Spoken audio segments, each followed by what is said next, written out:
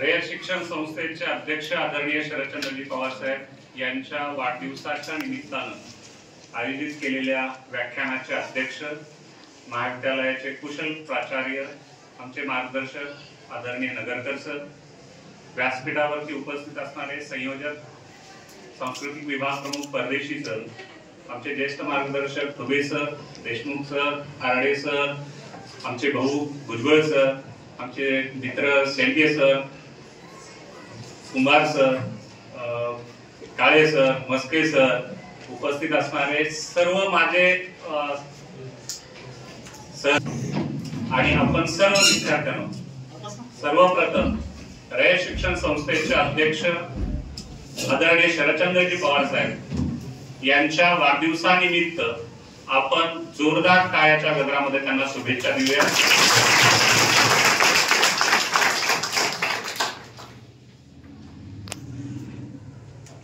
सांस्कृतिक विभागाचे प्रमुख परदेशी सर यांनी माझा परिचय करून दिला आणि मी राज्यशास्त्राचा प्राध्यापक आहे हे त्यांनी स्पष्ट सांगितलेलं आहे आणि त्यामुळे साहजिकच या विषयामध्ये पवार साहेबांबद्दल बोलत असताना मी राज्यशास्त्राचा अभ्यासक या नात्यानं बोलला, कारण राजकीय भाषण करणं हा प्रकार वेगळा आहे आणि व्याख्यान देणं हा प्रकार वेगळा आहे. व्याख्यान देणारी मंडळी कोण आहे याच्यावरती ते काय बोलतात हे बरंचसं डिपेंड करतं.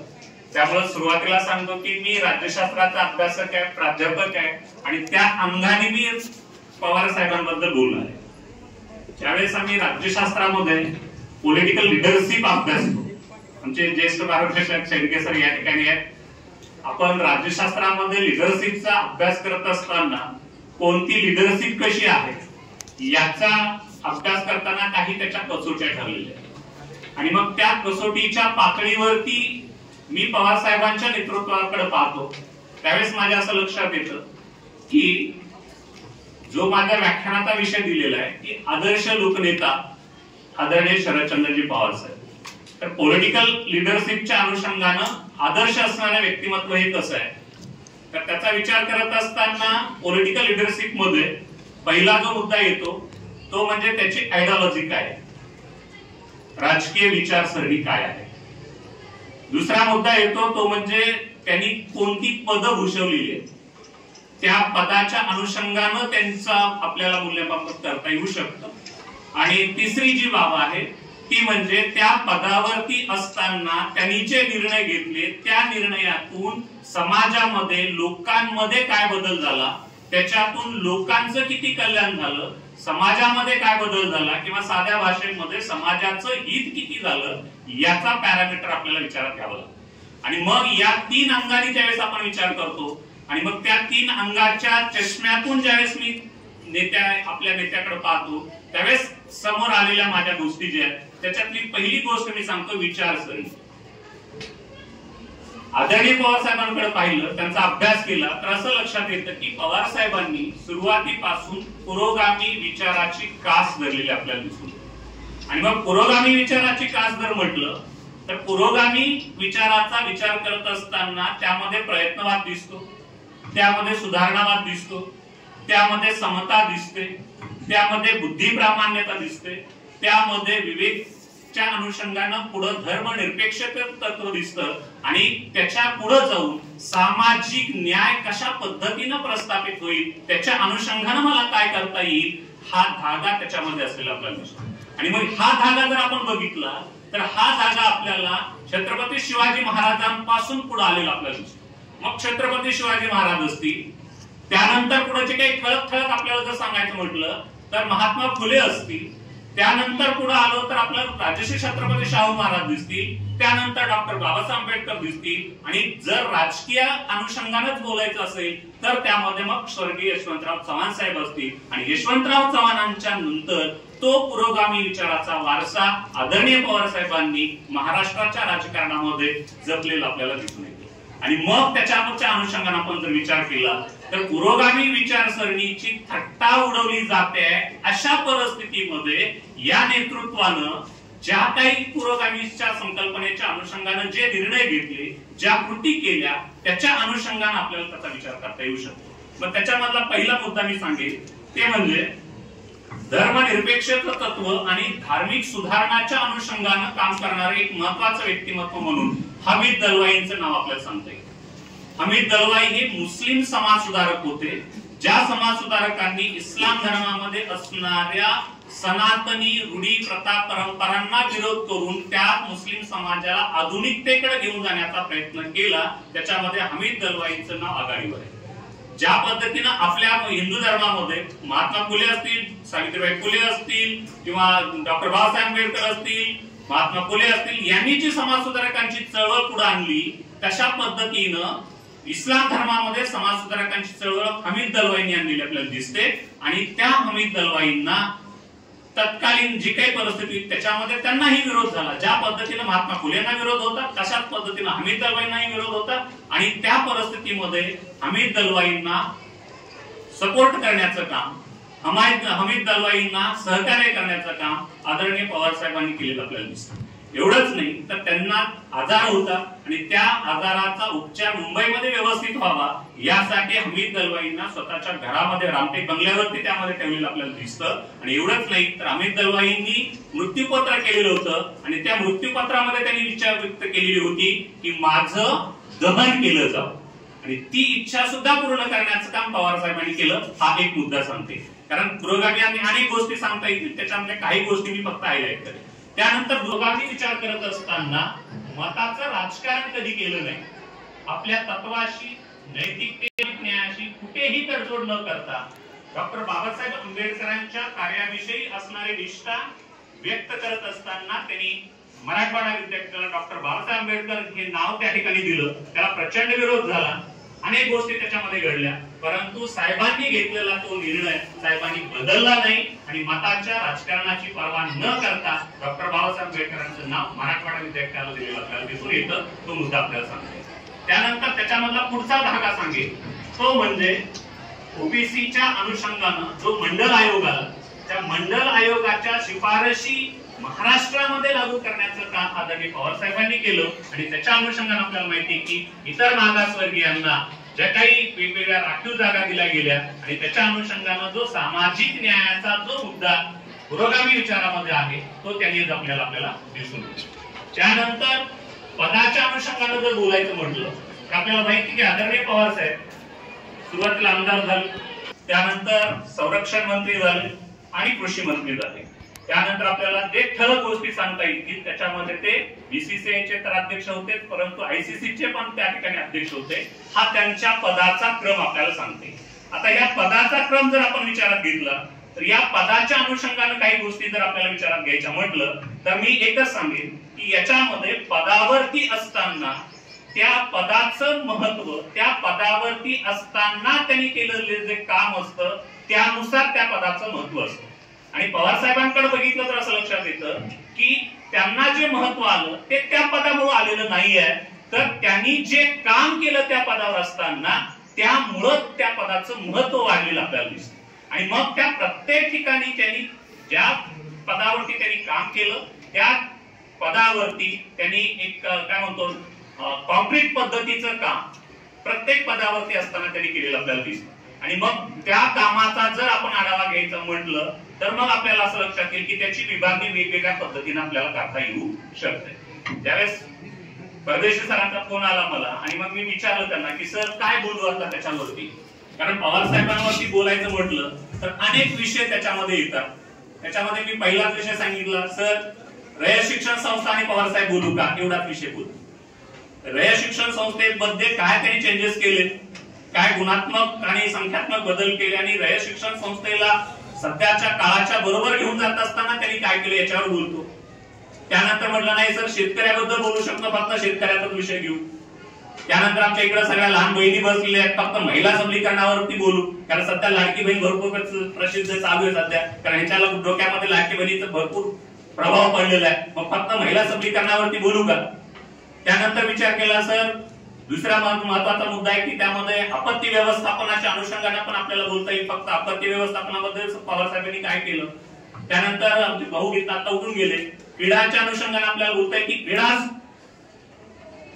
क्षेत्रामध्ये जे महत्वपूर्ण योगदान दिलं त्याच्याबद्दल फक्त बोलता येईल. किंवा सध्याचा जो विषय आहे तरुणांचा, कारण आपण सगळ्यांनी गेल्या 2-4 वर्षांमध्ये पाहिलेलं आहे की पडत्या पावसातला विषय जो आहे त्याच्याबद्दल जे विजय चोरमारे म्हणून पत्रकार आहेत त्यांनी अतिशय सुंदर लिखाण त्याच्याबद्दल केलं. आणि मग तरुणाईचा आदर्श शरद पवार असं बोलूया का, असे अनेक विषय आहेत. कारण पवार साहेबांबद्दल बोलत असताना त्या कुठल्या विषयाच्या अंगाने बोलू हा एक मोठा प्रश्न माझ्यासमोर आहे.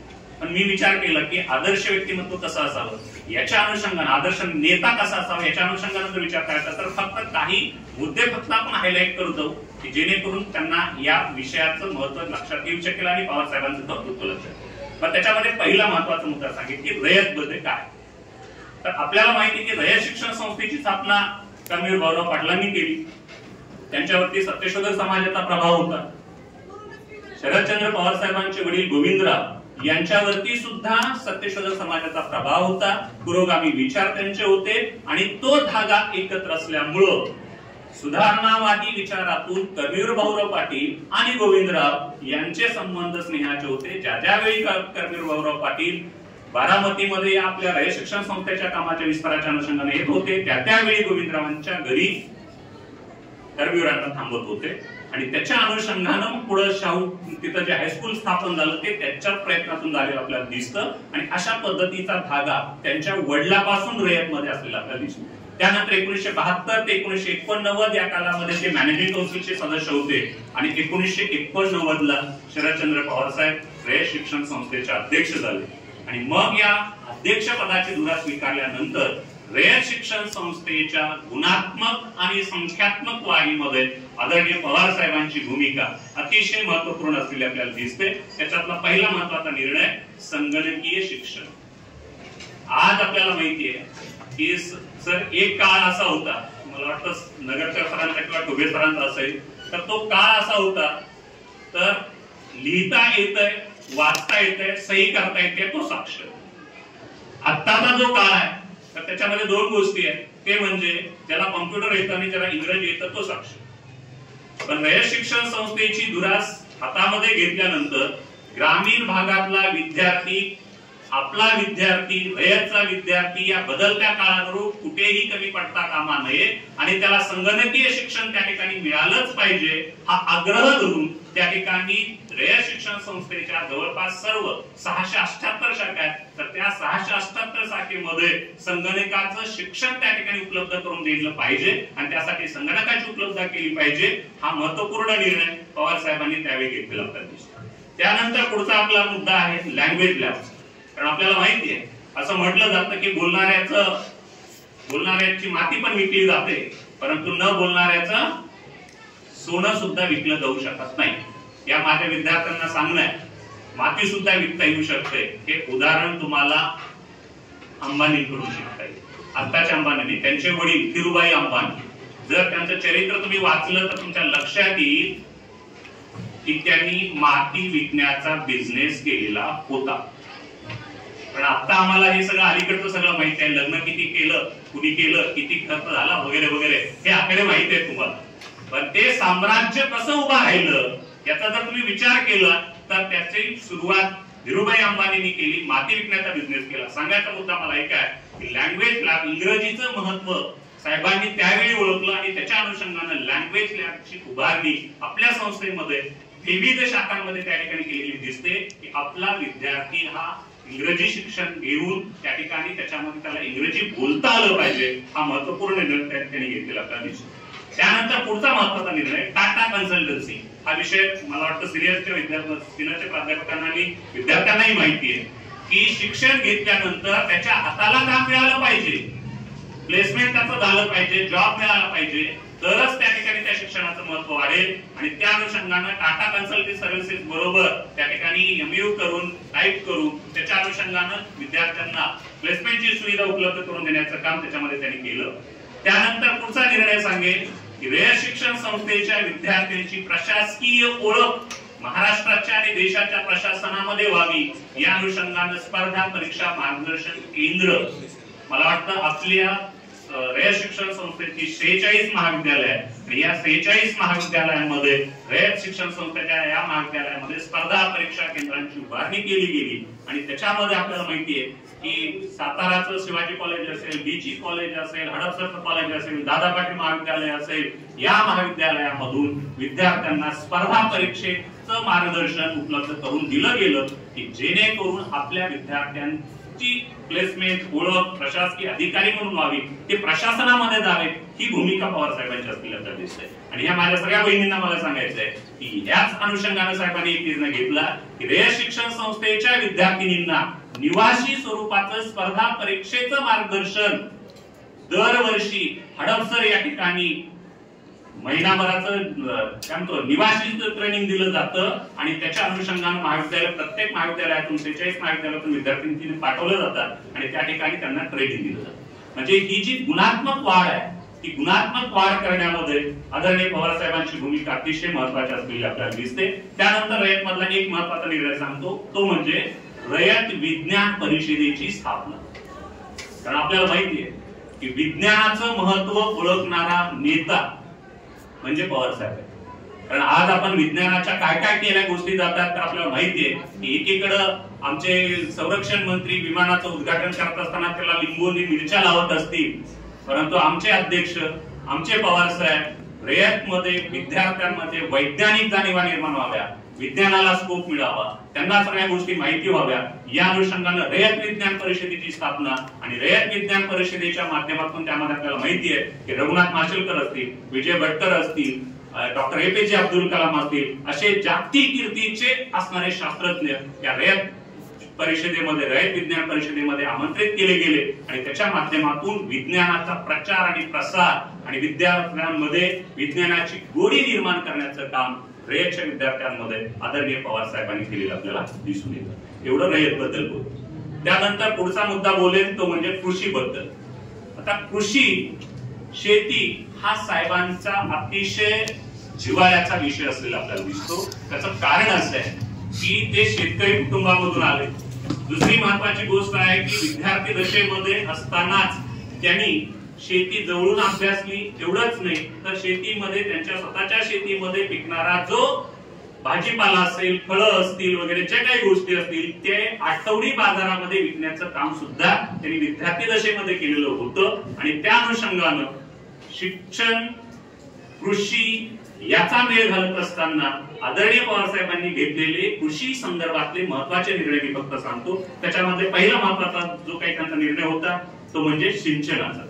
आता आपल्याला सर्वांना माहिती आहे, आपण सगळे ग्रामीण भागातले आहोत, शेती जर शाश्वत करायची असेल तर पहिली महत्वाची गोष्ट शेतीसाठी आवश्यक आहे ती म्हणजे पाणी पाहिजे. पाणी असेल तर शेती करता येऊ शकते, अन्यथा नाही. आजही आम्ही आमच्या विद्यार्थ्यांना पुस्तकामधून शिकवतो की भारतीय शेती म्हणजे मान्सून पावसावरती खेळला जाणारा काय विद्यार्थ्यांना जुगार आहे असं शिकवलं जातं. आणि मग जर 72चा दुष्काळ आठवला, त्याच्या अगोदरची परिस्थिती बघितली तर त्यामध्ये आपल्याला असं दिसतंय की सिंचनाचं क्षेत्र नव्हतं. आणि मग आज आपल्याला माहितीये पाणी अडवा पाणी जिरवा, परंतु त्यामध्ये 1964 ते 66 या कालावधीमध्ये पवार साहेबांच्या मार्गदर्शनाखाली त्यांच्या नेतृत्वाखाली बारामती परिसरामध्ये 300 पाझर तलाव खोदले गेले. किती? 300. हे लक्षात ठेव, हे आकडे लक्षात ठेव. आता हे आकडे जे मी सांगतोय, आता मी हे झाल्यानंतर शेवटी मी बोलेल, मुद्दा हा फक्त लक्षात ठेवा 300 पाझर तलाव खोदले गेले. आणि आज जे आपण पाणी अडवा आणि पाणी जिरवा हे सगळं संपूर्ण देशामध्ये स्कीम आणली, त्याची पाळंमुळं पवार साहेबांच्या निर्णयामध्ये आहेत हे आपल्याला लक्षात. आणि त्याच्या माध्यमातून आपल्याला जी शेतीमध्ये आज सुधारणा दिसते आणि जे पुन्हा नवीन टेक्नॉलॉजी दिसते आपल्यामध्ये, त्यामध्ये ठिबक सिंचन असेल, स्प्रिंकलर असेल आणि अनेक गोष्टी आहेत सिंचनाच्या संदर्भातल्या, त्या गोष्टी पुढे आलेल्या आपल्याला दिसतात. त्यानंतर आपल्याला माहिती की शेती जर फायद्याची करायची असेल तर त्याला आधुनिक तंत्रज्ञानाची जोड आवश्यक आहे. पण त्याला आपण हरित क्रांती म्हणतो. आणि ती हरित क्रांती करायची असेल तर शेतीमध्ये संशोधन व्हायला पाहिजे, शेतीमध्ये तंत्रज्ञान आणलं पाहिजे, जैव तंत्रज्ञान आणलं पाहिजे. आणि त्या संदर्भामध्ये काम करण्यासाठी 1971 मध्ये पवार साहेबांनी बारामती कृषी प्रतिष्ठानची स्थापना केलेली आपल्याला दिसते. मला वाटतं आदरणीय रोहितदादा पवार यांच्या माध्यमातून बारामती कृषी प्रतिष्ठान या सगळ्यांना आता माहित झालं असेल.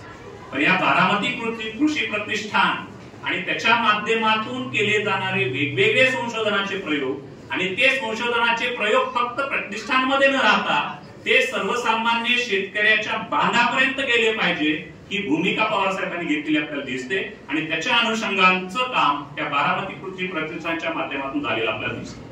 त्यानंतर शेतीच्या संदर्भामध्ये शेती फायद्याची व्हायची असेल तर शेतीला पूरक उद्योग असले पाहिजे, जोड उद्योग असले पाहिजे आणि मग त्या अनुषंगानं दुग्ध व्यवसाय असेल, कुक्कुटपालन असेल, त्यामध्ये शेळी मेंढी पालन असेल, मधुमक्षिका पालन असेल, मत्स्य पालन असेल, असे कृषी पूरक उद्योग उभारण्याची भूमिका पवार साहेबांनी स्वीकारलेली आपल्याला दिसते. माझ्या बहुसंख्य विद्यार्थ्यांना माहिती आहे की आज घरामध्ये किंवा शेतामध्ये दारामध्ये प्रत्येकाच्या जवळपास संकरित गाय दिसते, जर्सी गाय आहे का नाही, आहे का नाही, का झोपली सगळे आहेत ना जागे, हा आहे जागे, जर्सी गाय दिसते. घर तिथं संकरित गाय ही संकल्पना पवार साहेबांनी बारामतीमध्ये पहिल्यांदा राबवली आणि त्यानंतर महाराष्ट्रामध्ये ते आलेले आपल्याला दिसते. म्हणजे आपल्याला माहिती आहे, आज मला सर अभिमान वाटतो माझ्या गावाचा.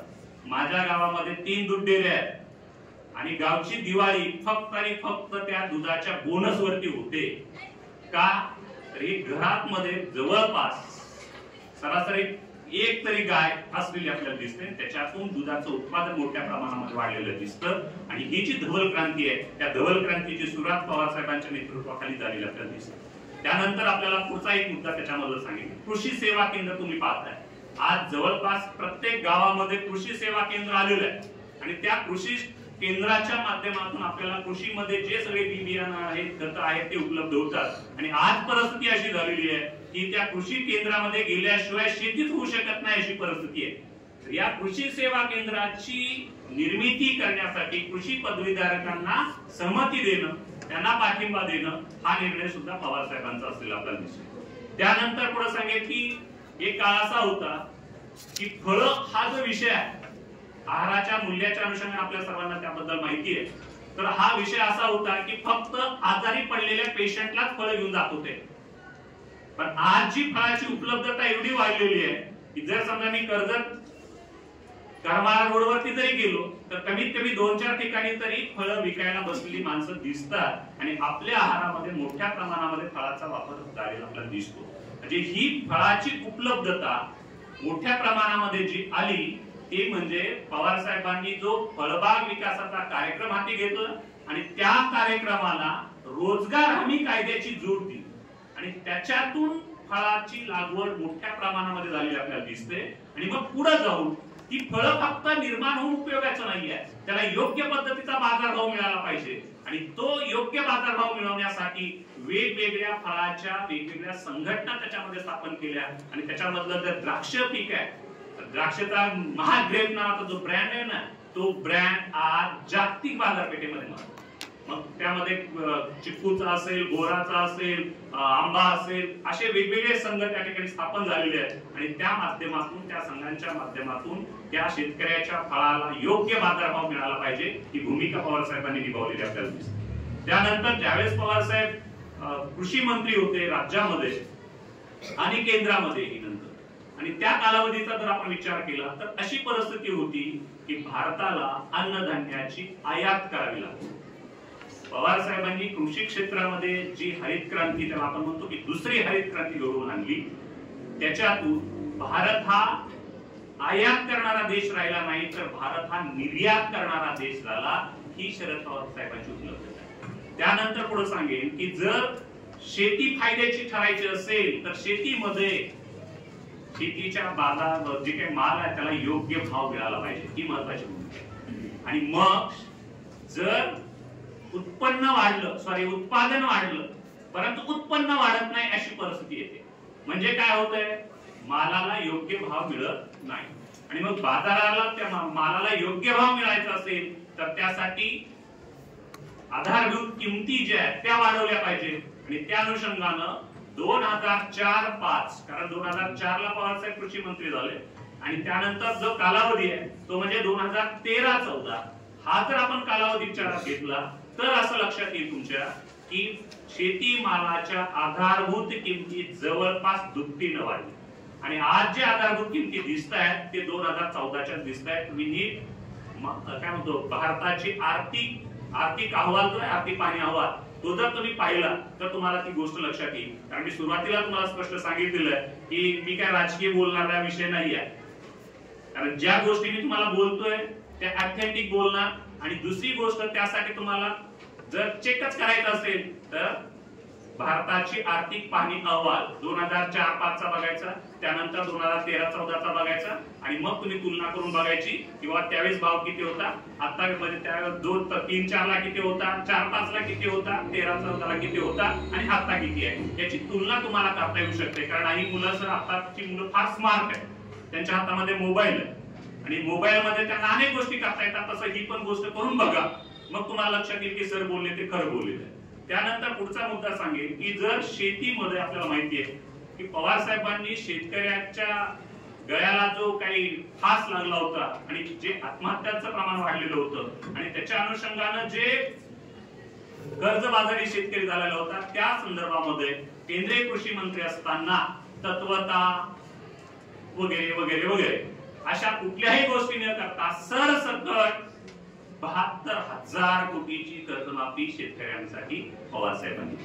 त्यानंतर पुढची आर्थिक महत्वाची जी बाब आहे ती म्हणजे कर्जाचा जो व्याजदर आहे. आपल्याला माहिती आहे की भारतीय शेतकरी हा गरीब शेतकरी आहे आणि त्या शेतकऱ्याला शेतीसाठी भांडवल उपलब्ध व्हावं आणि ते भांडवल बँकांच्या माध्यमातून उपलब्ध झालं तर ते कमी व्याजदरामध्ये उपलब्ध होऊ शकतं. त्या अनुषंगानं कृषी व्याजाचा जो दर आहे तो 12% 4% केला गेला. आणि ज्या काही बँका दर आकारतात त्याच्यामध्ये त्यांच्या सर्व्हिस चार्जेसच्या अनुषंगाने 2% ऍड होतात आणि त्या अनुषंगानं आज तुम्ही कुठल्याही बँकेमध्ये गेला तर 6% दरानं कृषी कर्ज उपलब्ध होतं. ही उपलब्धता पवार साहेबांची. आणि एवढंच नाही तर कृषीसाठी जो वित्त पुरवठा होता 2004-05 चा जर विचार केला तर तो 1,04,500 कोटी होता. पवार साहेबांनी तो कर्ज पुरवठा 7 लाख कोटी केला. म्हणजे जवळपास 7 पटीनं कर्ज पुरवठा पवार साहेबांनी वाढवलेला आपल्याला दिसतो. त्यानंतर सांगेल की पवार साहेब हे विज्ञान, तंत्रज्ञान आणि त्याचा वापर शेतीसाठी कसा होईल याच्या अनुषंगाने त्यांनी काम केलंय. आणि त्याच्यामध्ये ज्यावेळेस पवार साहेब कृषी मंत्री झाले त्यावेळेस कृषी विज्ञान केंद्राची संख्या होती 330 आणि ज्यावेळेस त्यांनी त्यांचा पदभार संपला त्यावेळेची संख्या होती 637. म्हणजे कृषी विज्ञान केंद्राची दुप्पट निर्मिती पवार साहेबांच्या नेतृत्वाखाली झालेली आपल्याला दिसते. एवढं कृषी बद्दल बोलतो. त्यानंतर पुढे बोलेल महिला सबलीकरणाबद्दल. थकले नाहीत ना? लाडकी म्हणून सुरू झालेली स्त्री पुरुष समानता आणि महिला सक्षमीकरणाची परंपरा, आता तेवढं मी काही सांगत बसत नाही कारण आपल्याकडे वेळ कमी आहे, त्यामुळे कमी वेळामध्ये सांगतो. आदरणीय पवार साहेबांच्या महिला सक्षमीकरणाचं जे काम झालं त्याच्यावरती त्यांच्या आई शारदाबाई यांचा मोठा प्रभाव असलेला आपल्याला. यासाठी तुम्ही कुंभार सरांकडे लायब्ररीमध्ये जा आणि लायब्ररीमध्ये गेल्यानंतर शारदाबाई पवार नावाचं एक पुस्तक आहे, ते पुस्तक तुम्ही अवश्य वाचा. म्हणजे शारदाबाई पवार म्हणजे पवार साहेबांची आई किती आधुनिक विचाराच्या होत्या, किती प्रयत्नवादी होत्या हे तुमच्या लक्षात येईल. आणि मग तुम्हाला लक्षात येईल त्यांची 2 फक्त मुद्दे फक्त मी सांगेल की त्यांच्या पायाला अपघात झालेला होता, म्हणजे पाया पडलेल्या वगैरे होत्या आणि त्या परिस्थितीमध्ये त्यांच्या घरी 4 व्हीलर गाडी खरेदी केली गेली. तर त्या परिस्थितीमध्ये सुद्धा मला 4 व्हीलर आलीच पाहिजे या अनुषंगाने ती 4 व्हीलर त्या काळात शिकल्या. दुसरी महत्वाची गोष्ट सांगेल ती म्हणजे त्यांची एक सूनबाई इंग्लंडची आहे, त्यामुळे साहजिकच ती इंग्रजी बोलत होती. आणि मग इंग्रजी बोलत असताना यांना इंग्रजी येत नव्हतं तर त्या स्वतः इंग्रजी शिकल्या. माझ्या बहिणींना आठवत असेल इंग्लिश आठवलं का नाही पिक्चर श्रीदेवीचा? आठवलं का नाही? हा, इंग्लिश पिक्चर मध्ये काय हो, इंग्रजी बोलता नाही आलं, समजलं नाही तर आपली मुलं सुद्धा आपला अपमान करू शकतात, करणार हे ठरलेलं. पण ती परिस्थिती त्यावेळेस त्यांच्याकडे आली आणि त्या परिस्थितीमध्ये शारदाबाई इंग्रजी सुद्धा शिकल्या. शरद पवार साहेबांचा जन्म झाल्यानंतर 5व्या दिवशी शारदाबाई पुणे लोकल बोर्डाच्या मीटिंगला हजर राहिल्या त्या बाळाला घेऊन. म्हणजे राजकारणाचं बाळकडू जे आहे ते पवार साहेबांना 5व्या दिवशी पासून माहित आहे असं म्हटलं तर ते चुकीचं ठरणार नाही. मुद्दा हा आहे की एवढाच मुद्दा शारदाबाईंचा प्रभाव आहे. त्यानंतर मी पुढे बोले की पवार साहेबांकडे पाहिलं तर ते फक्त विचार मांडतात असं नाहीये, त्या विचाराला अनुसरून स्वतः पहिल्यांदा त्यांनी कृती केलेली आहे. त्याच्यातलं पहिलं उदाहरण की पवार साहेबांनी कोणत्याही स्वरूपाचा हुंडा न घेता आमदार असताना सुद्धा, आमदारच होते त्यावेळेस त्यांनी हुंडा न घेता लग्न केलं. दुसरा मुद्दा, ज्या काळामध्ये वंशाचा दिवा फक्त मुलगाच असू शकतो आणि अर्धा अपत्य असायला पाहिजे वगैरे तो काळ होता, त्या काळामध्ये पवार साहेबांनी निर्णय घेतला की मला एकच अपत्य असेल. मग ते काही का असेना हे ठरलं अगोदरच लग्न झाल्यानंतर, कारण आता लग्न झाल्यानंतर आपल्या प्रतिभाताई काकी आणि पवार साहेबांचा निर्णय होता की एकच अपत्य होईल.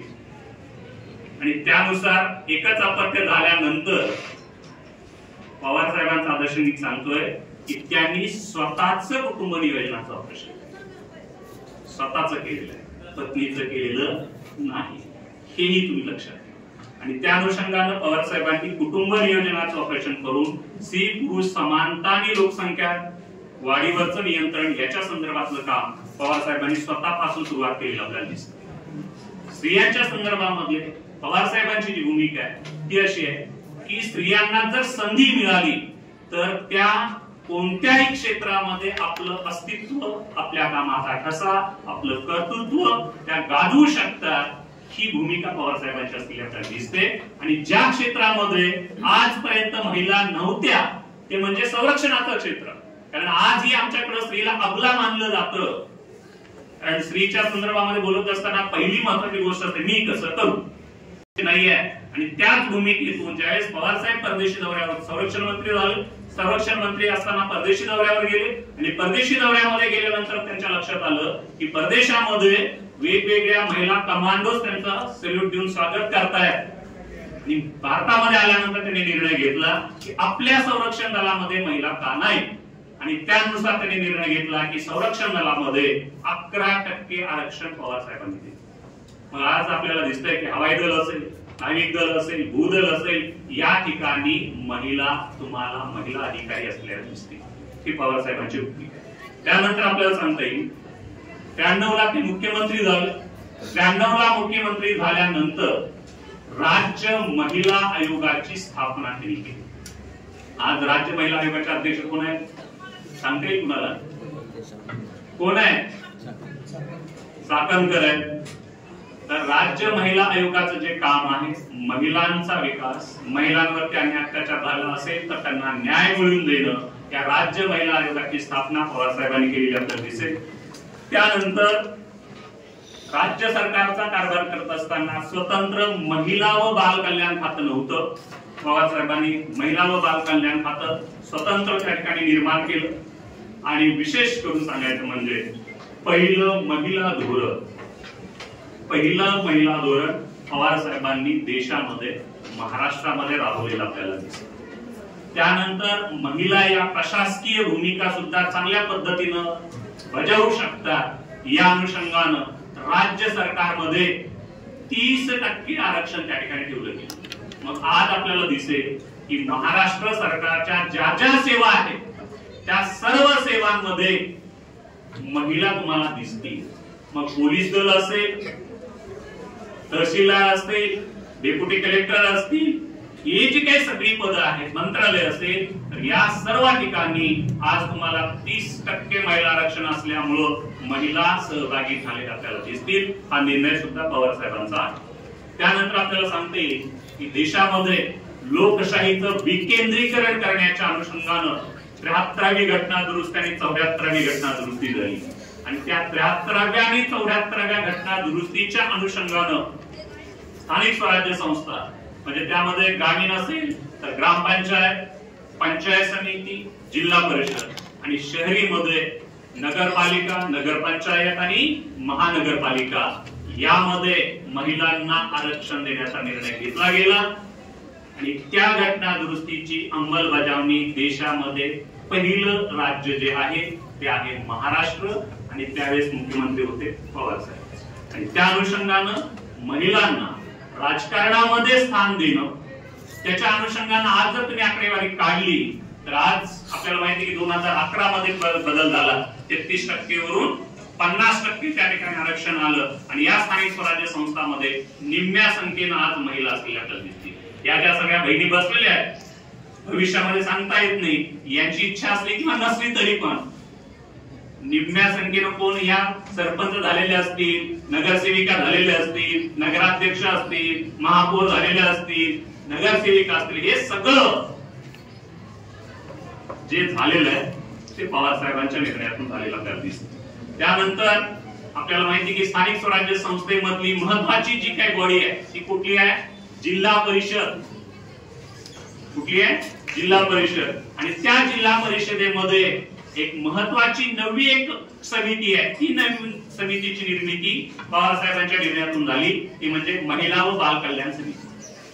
तर ती महिला बाल कल्याण समिती जी आहे ती महिला बाल कल्याण समिती महिलांचं सशक्तीकरण कसं करता येईल, महिलांच्या असणाऱ्या अडीअडचणी कशा सोडवता येतील, महिलांना रोजगाराभिमुख कसं करता येऊ शकेल या अनुषंगानं काम करणारी जिल्हा पातळीवरची ती यंत्रणा आहे आणि ती यंत्रणा पवार साहेबांच्या नेतृत्वाखाली निर्माण झालेली आपल्याला दिसेल। त्यानंतर आजही आम्हाला माहिती आहे की आमच्या कुटुंबामध्ये संपत्तीमध्ये असणारा जो वाटा आहे तो कुणाला मिळतो? इकडे विचारतो, कुणाला मिळतो? तुमच्या भावाला मिळणार, लग्न झाल्यानंतर तुम्ही दिल्या घरी सुखी राहणार, वडिलांच्या संपत्तीमध्ये तुम्हाला वाटा मिळतो का? मध्ये मुलाच्या बरोबरीनं मुलीचा सुद्धा हक्क आहे, हा कायदा सुद्धा पवार साहेबांनी केलेला आहे।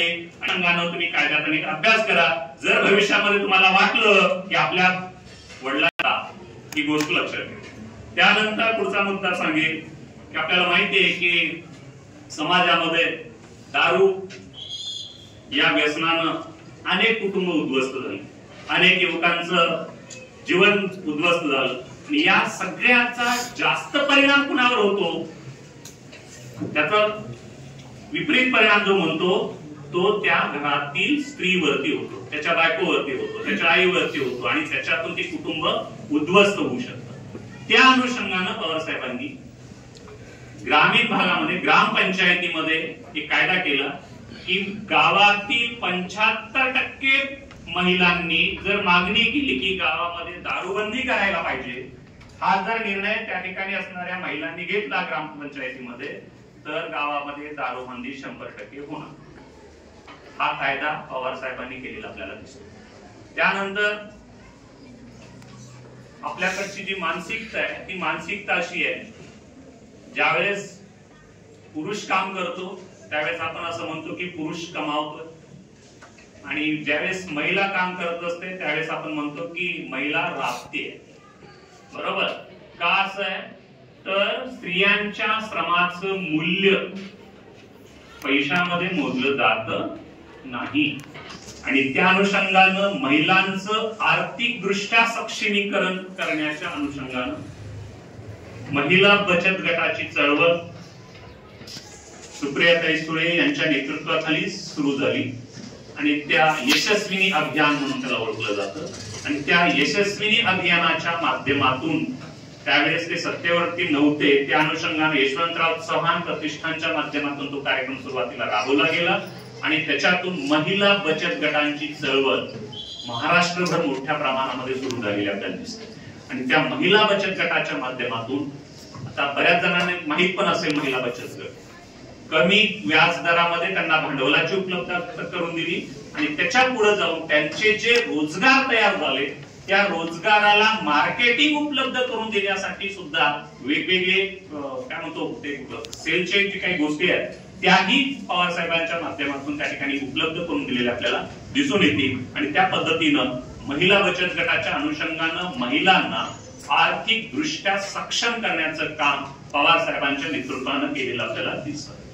आमचे भाऊ इथं बसलेले, भाऊ माझ्याकडे बघायला लागलेले आणि त्यामुळे मला सगळ्यांना माहिती आहे मला वाटतं कुस्तीचं जे काही ग्लॅमर आहे ते कर्जतमध्ये आणि दादा पाटील मध्ये 100%. पण हे ग्लॅमर पवार साहेबांच्या नेतृत्वाखाली संपूर्ण देशात नाही तर जगापर्यंत गेले.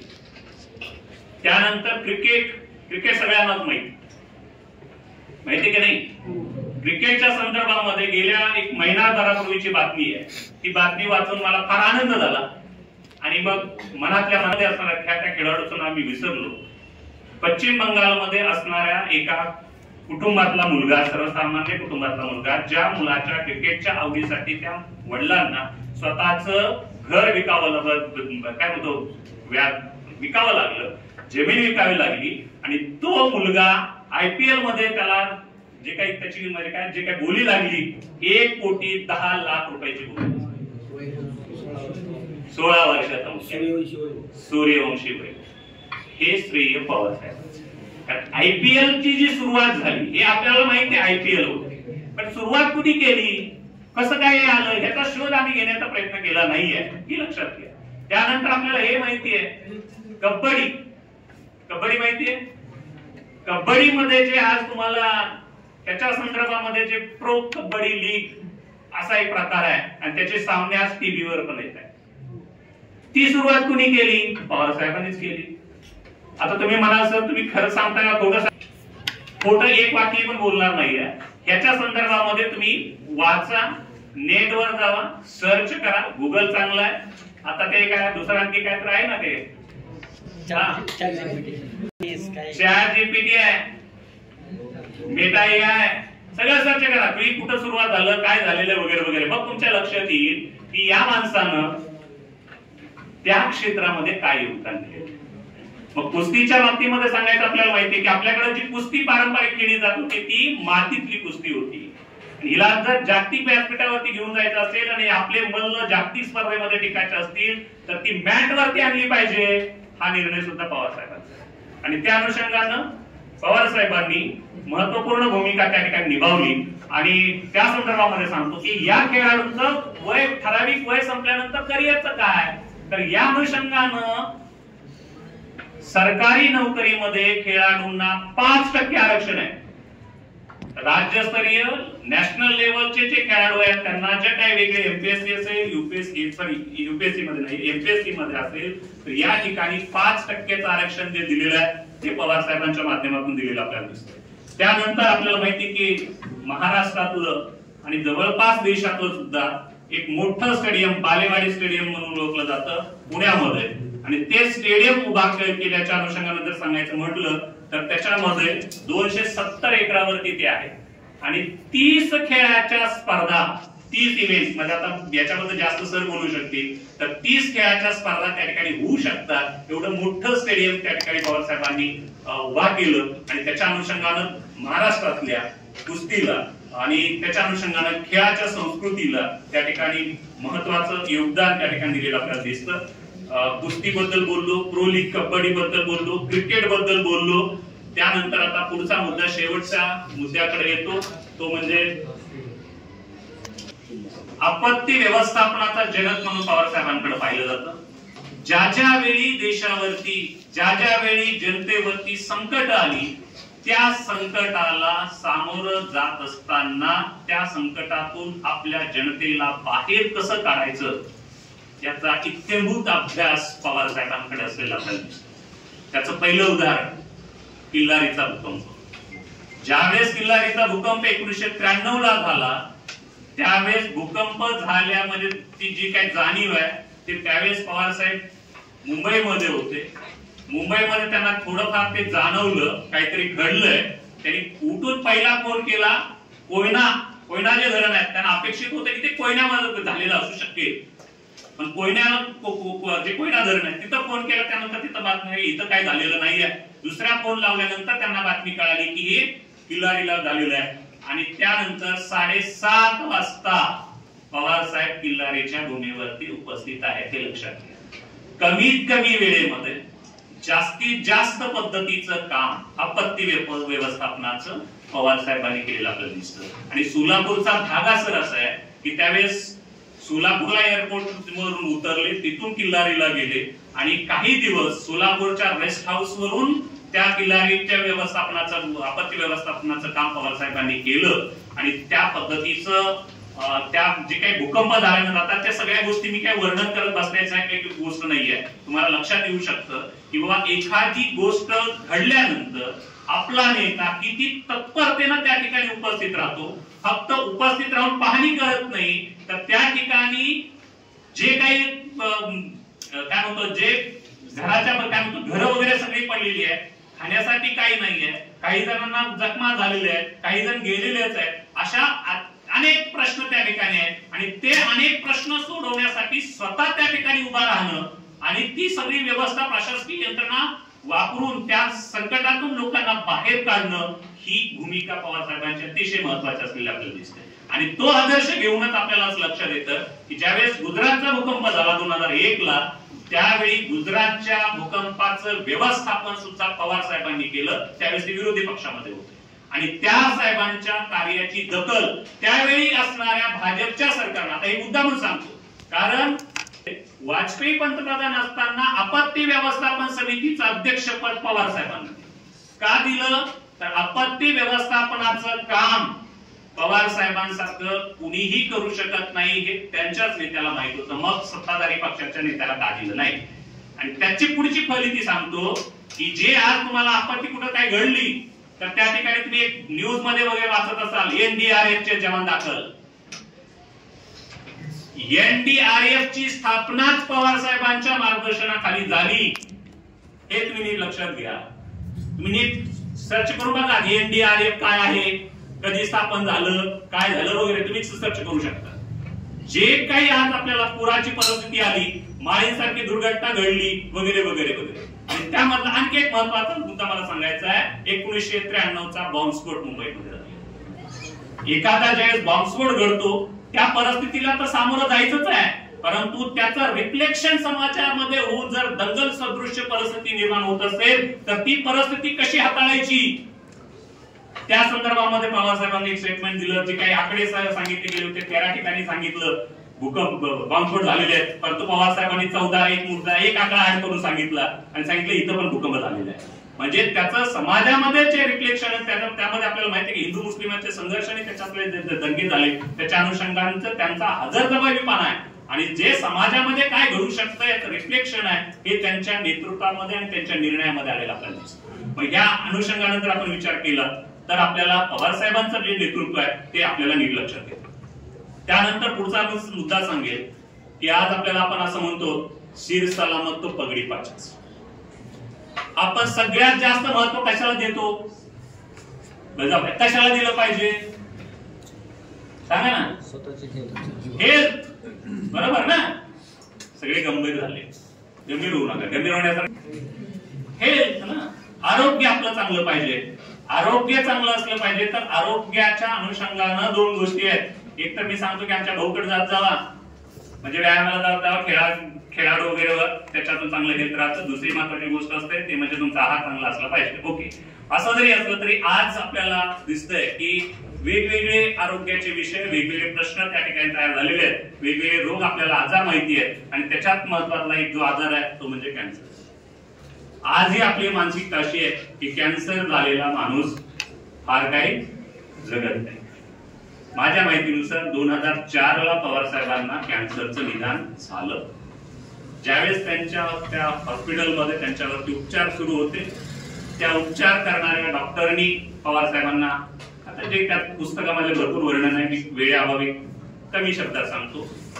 डॉक्टर त्यांना असं म्हणाला की साहेब तुमची काही कामं झालेली असतील, राहिलेले असतील, करायचे असतील तर ती उरकून घ्या.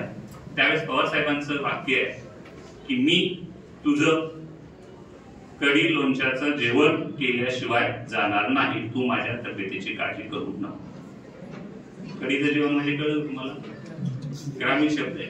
कढीचं म्हणजे कधी असते हा. आणि आज आपल्याला माहिती आहे की कॅन्सर रुग्णाचा आदर्श पवार साहेब असं म्हटलं तर ते काही चुकीचं ठरणार नाहीये. कारण 20 वर्ष, माझ्या माहितीनुसार कॅन्सर झालेला माणूस 20 वर्ष जगू शकतो याच्यावर विश्वास नाहीये, पण पवार साहेबांकडे बघितलं विश्वास बसतो. हा आदर्श प्रत्येक आजारी असणाऱ्या व्यक्तीने घेण्याची गरज आहे. आपलं जे माइंडसेट आहे ना, ते माइंडसेट नीट व्यवस्थित असलं पाहिजे. जर आजाराला आपण घाबरलो तर आजारापेक्षा आपल्या मानसिक स्थितीमुळे जास्त आपण आजारी पडू शकतो.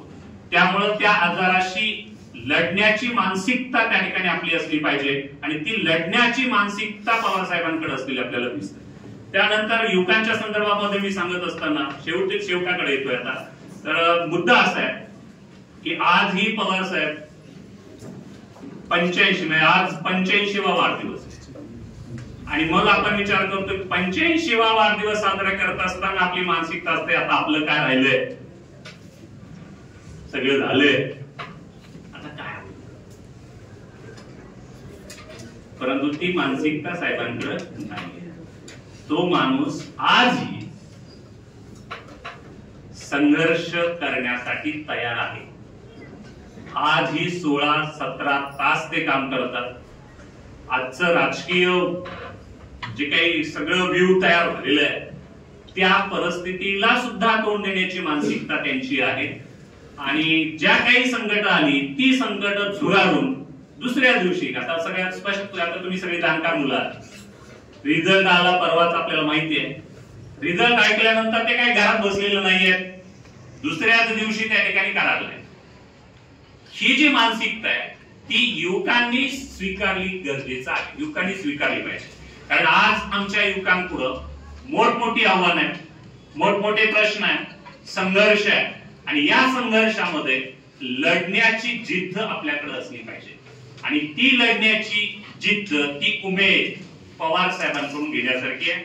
जाता जाता पडत्या पावसातही आपण थांबायचं नाही, हा आदर्श पवार साहेबांनी दिलेला आहे.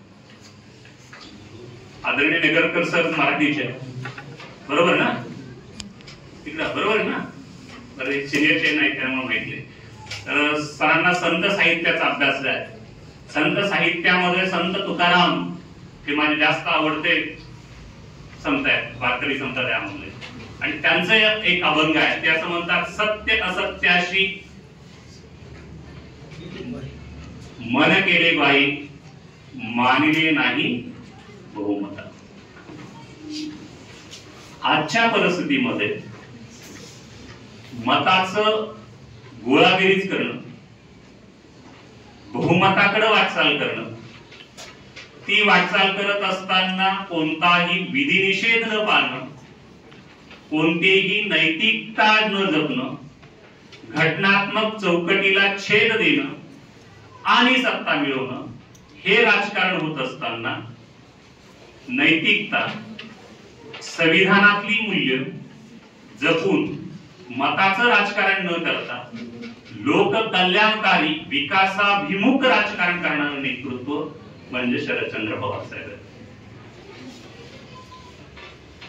आणि अशा या नेत्याला त्यांच्या 85व्या वाढदिवसानिमित्त आपणा सर्वांच्या वतीनं मी हार्दिक शुभेच्छा देतो.